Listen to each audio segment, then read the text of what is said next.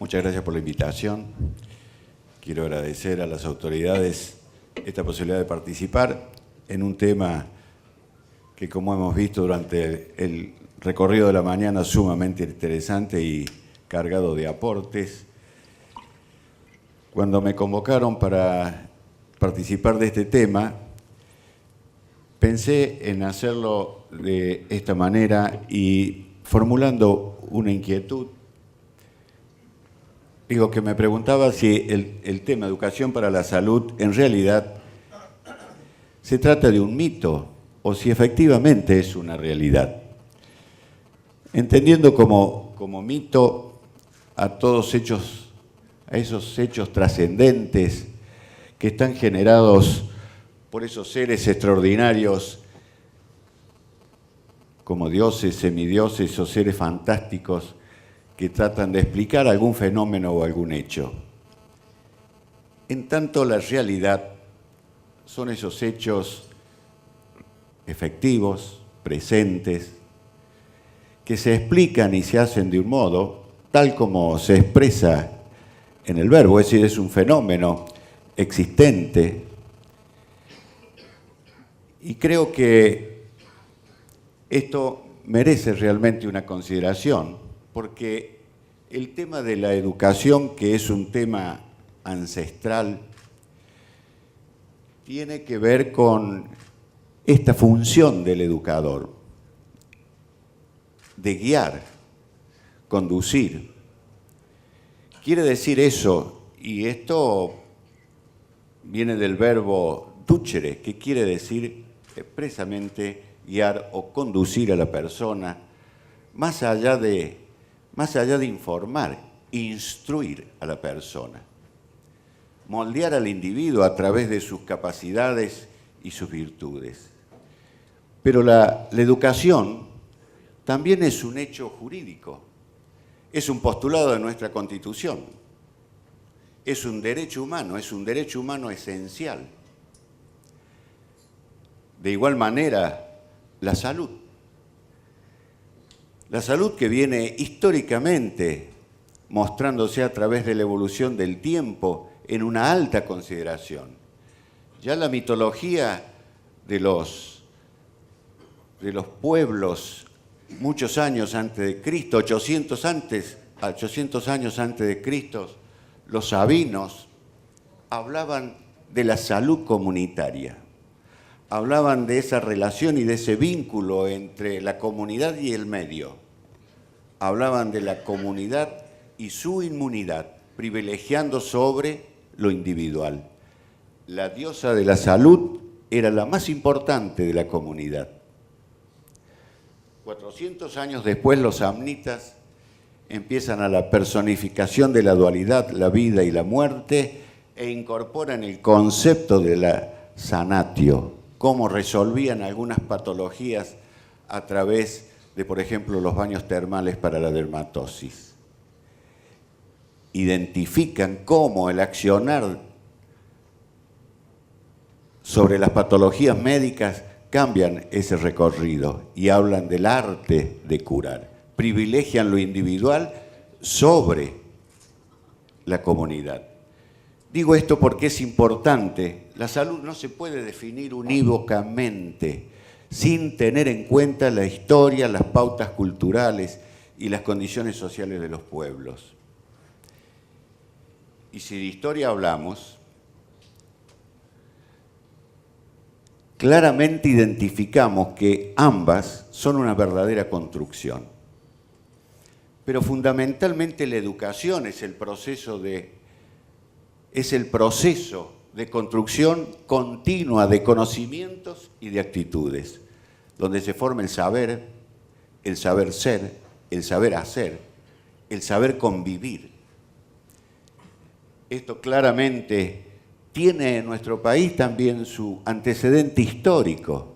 En la época del virreinato aparece la primera institución encargada del control de la salud, el protomedicato, que lo conforman el protocirujanato, el protofarmaceuticato. Es la primera institución que controla los tres aspectos fundamentales: la formación del profesional con la docencia y fundamentalmente el control sobre el arte de curar, que por aquellas épocas estaba en manos de los curanderos o los hechiceros y que muchos problemas ocasionaban en términos de salud. Este protomedicato encargado del control de la salud permaneció durante 42 años, desde 1780 a 1822. Y no fue casual, porque en 1822 se funda la Facultad de Medicina de Buenos Aires. Allí empieza a desarrollarse la carrera de medicina y 5 años después egresan los primeros médicos de la facultad. En Córdoba se funda en el año 1613 la Universidad Nacional de Córdoba, que tiene como base el Colegio Máximo.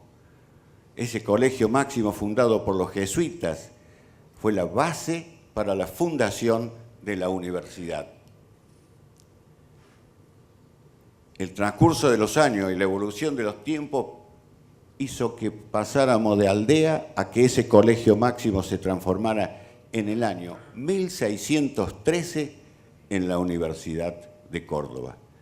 Esa Universidad de Córdoba que fue fundada por los jesuitas, cuyo lema era Ut portem nomen meum, para que lleven mi nombre.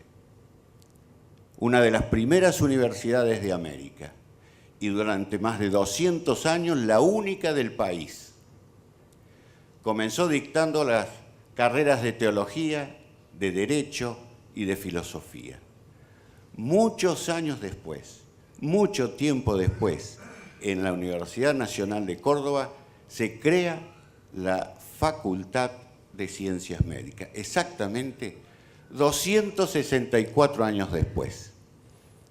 Esa Facultad de Ciencias Médicas que nace en el año 1877, donde se contrata al profesor holandés Wengenberg, que era un profesor de zoología. Lo contrata Domingo Faustino Sarmiento para dictar la cátedra de anatomía comparada en la Facultad de Ciencias Naturales. En el año 1877 se funda la Facultad de Medicina.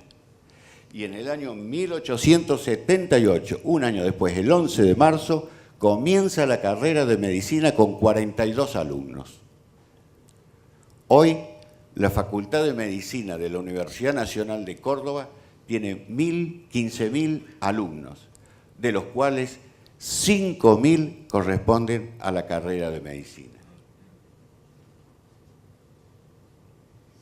El resto de los alumnos se reparten entre las distintas escuelas que la componen. Esta historia es muy importante reconocerla, porque esta construcción de lo que es la educación y la salud vienen históricamente de la mano. Han pasado los años y hoy nosotros tenemos, según la información de la CONEAU, en el 2017, 43 facultades de medicina, de las cuales 21 son de gestión públicas. Tenemos 63.648 alumnos en las facultades de gestión pública cursando la carrera de medicina. Egresan anualmente 4.142 alumnos. En tantos, en las facultades de gestión privada tenemos 10.500 alumnos cursando la carrera y egresan aproximadamente 985 a 1.000 alumnos. Esto quiere decir que anualmente tenemos entre 5.000 y 5.500 nuevos médicos en la Argentina. Como muy bien dijo Roberto, tenemos 166.000 médicos matriculados, informe del Ministerio de Salud del 2013. Estaremos seguramente acercándolos a un número aproximadamente de los 200.000 médicos. Esto determina una relación a la densidad población de 3 médicos, .16 cada 1.000 habitantes. Es una cifra importante y Alemania tiene 3,81, España tiene 3,70, Estados Unidos 2,45, Brasil 1,87 y Cuba tiene 6,72.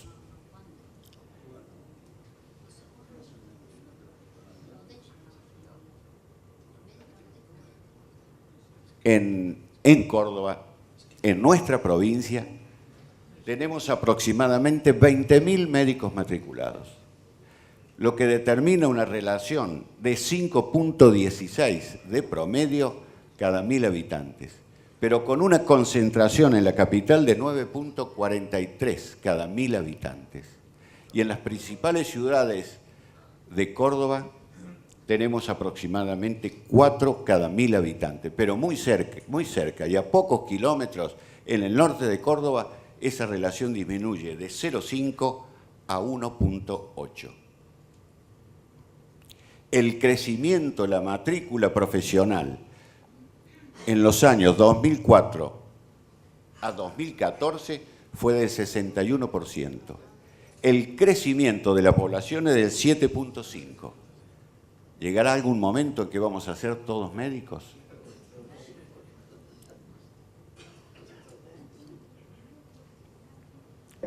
Estos datos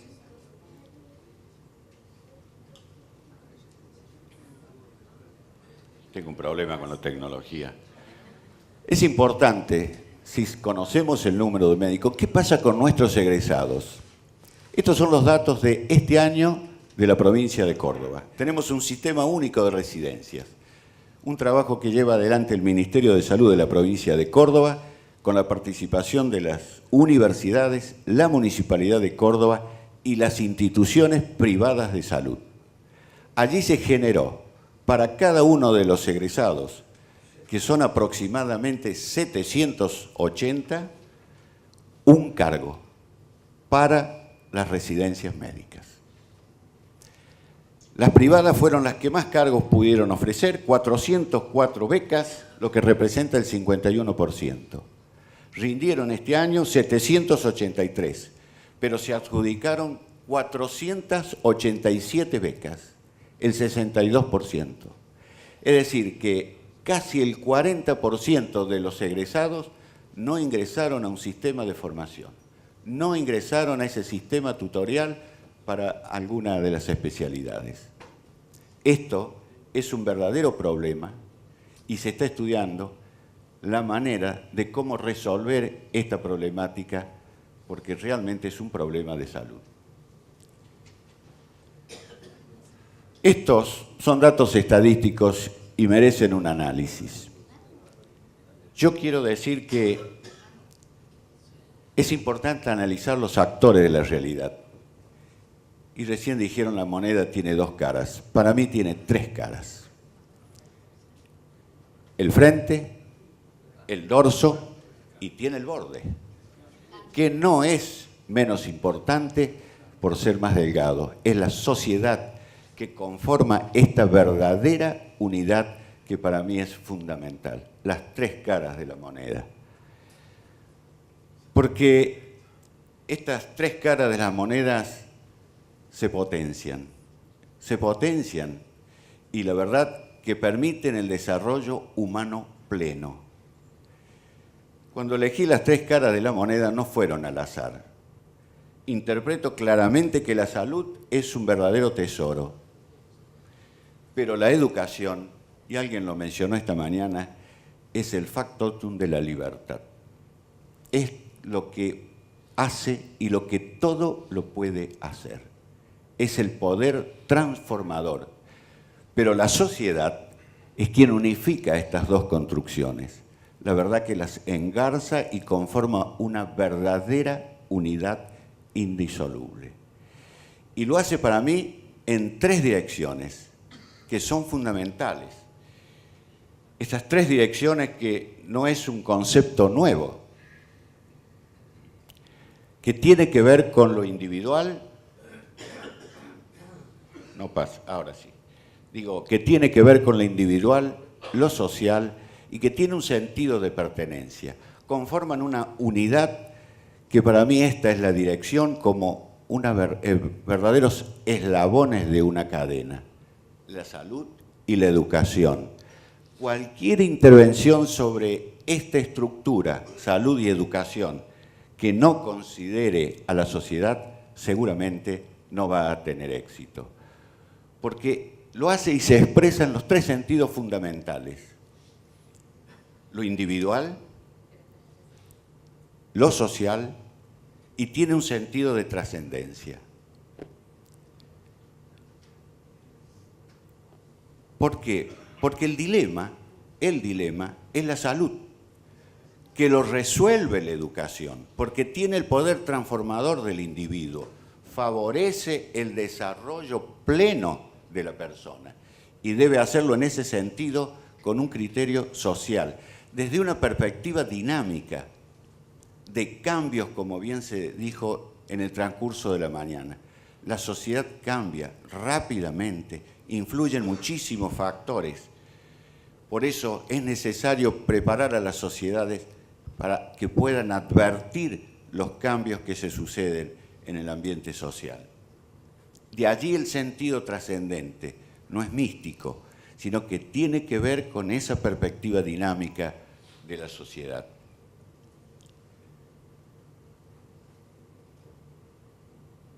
Dado que lo único constante es el cambio,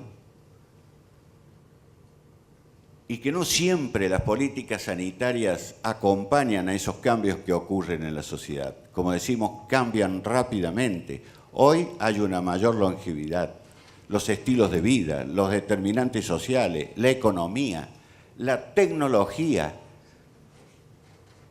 hace que cuando actuamos en políticas sanitarias no llegamos a tiempo y no llegamos en forma. Y es aquí donde creo claramente que las facultades son y deben ser el factor de cambio. Por eso es importante que las facultades tengan la capacidad de aceptar los actuales desafíos que se nos presentan. Claramente, los gastos sanitarios están en un permanente crecimiento y este no es un problema ni local ni regional, es un problema mundial. Muchas son las causas y esta mañana se mencionaron a muchas de ellas. Esto establece claramente una mayor dependencia con el recurso humano en salud, no solo con el médico, el equipo de salud.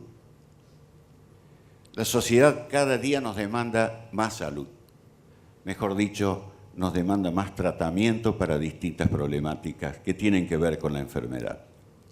Y lo hace de distinta manera, de la manera informal y de maneras formales. Nos pide altos niveles de eficacia, pero muchas veces llegamos con bajos niveles de eficiencia.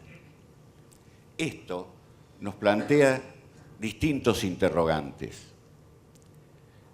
Interrogantes que tienen que ver con qué salud tenemos. ¿Cuál es el rol de la educación? ¿Qué médico necesitamos y qué sociedad imaginamos? Y es aquí donde estos desafíos claramente necesitan reevaluar y verificar nuestra currícula. Hoy necesitamos programas con transformaciones globales que incorporen los determinantes sociales. La salud es el valor que tenemos que cuidar. Debemos educar para tener una salud que realmente incorpore esos determinantes sociales, junto con trabajo social, insertos en la sociedad. Entonces, ¿faltan médicos o falta educación? Por lo que vimos, no nos faltan médicos. Los datos estadísticos nos dicen que no nos están faltando médicos. Tenemos un viejo problema. Este problema tiene más de 70 años, la distribución de los profesionales, concentrados en las grandes urbes en detrimento del interior.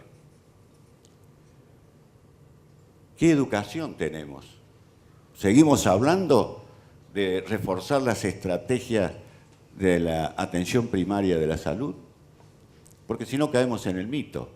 Salud para todo en el año 2000, Al Mata 78. Debemos apoyar las políticas sanitarias ajustadas a las necesidades. Nuestro país es enorme, tiene distintas realidades. Es muy distinto el norte que el sur, el este que el oeste. Características sociales, culturales, epidemiológicas. Debemos ajustarnos a estas realidades. Pero también debemos considerar las situaciones de los profesionales. Debemos resolver el problema de la incertidumbre. Debemos dar certezas para que nuestros profesionales se puedan radicar en distintos puntos del país. Hoy no está sucediendo. Debemos garantizar el ingreso, la permanencia. Debemos garantizar el ascenso y la movilidad en un sistema sanitario. La educación profesional continua. Hoy quien egresa y se radica en el interior pierde esa enorme posibilidad. Nadie se hace cargo de la educación profesional continua, ni mucho menos del retiro. Entonces, es necesario formular estas condiciones. Todos los años tenemos problemas en las especialidades que se han tornado absolutamente críticas. Y este es un problema que debemos trabajarlo. Y quiero referirme brevemente a contener al estudiante desde su vocación. Esta cosa interna, propia, íntima, que tiene que ver con los sueños, con y las inspiraciones de cada uno de nosotros, que es distinta, pero es muy relevante. Poco hablamos de la vocación cuando decidimos encarar una carrera como es medicina. Para ir terminando, considero que el fin último de la educación en salud es crear, mantener o modificar conductas en salud. Se cultiva una planta, se cría, domestica y adiestra un animal. El hombre se educa. Esta separación, que también es histórica, entre la salud y la educación, hoy debe ser motivo para tratarla, para trabajarla, para unificarla. Hoy es un debate que no está presente. Entender además que, como muy bien se dijo esta mañana en reiteradas oportunidades, el acto médico es una parte, es una acción técnica, no es toda la salud y no resuelve todos los problemas de la salud. Considero definitivamente que la educación y la salud no pueden funcionar en paralelo. A mi entender, forman las tres caras de una misma moneda, forman un todo. Y para terminar,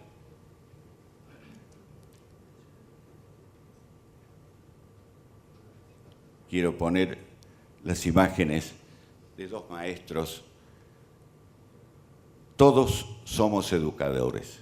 Procuremos enseñar con el ejemplo. Esta imagen que se repitió varias veces durante la mañana. Los discípulos son la mejor biografía del maestro. Muchas gracias.